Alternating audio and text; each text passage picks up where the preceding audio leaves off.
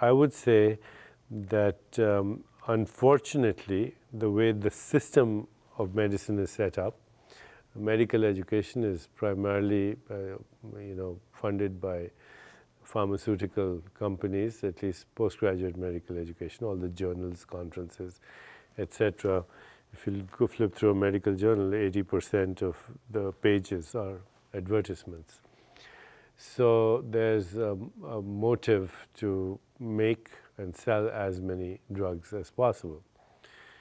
If you go to a baker, they'll sell you bread. If you go to a surgeon, they'll sell you surgery, and if you go to an internist, they'll sell you a drug. It's also a very, not cost effective, but time effective way of making money for the physician, for the pharmaceutical company, for the whole medical establishment. But it's really perpetuating the problems it was meant to alleviate.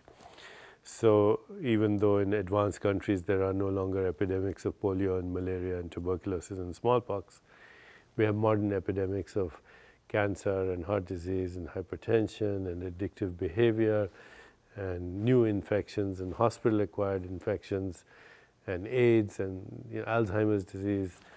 We haven't changed in the last 4 decades the age-adjusted mortality from any of the significant diseases like heart disease or cancer or whatever. Because our worldview again here is that there are mechanistic solutions.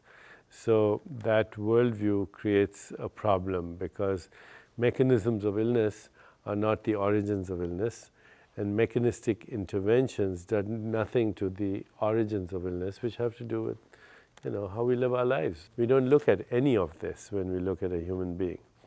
So we really perpetuate and replace old epidemics with new ones in this approach.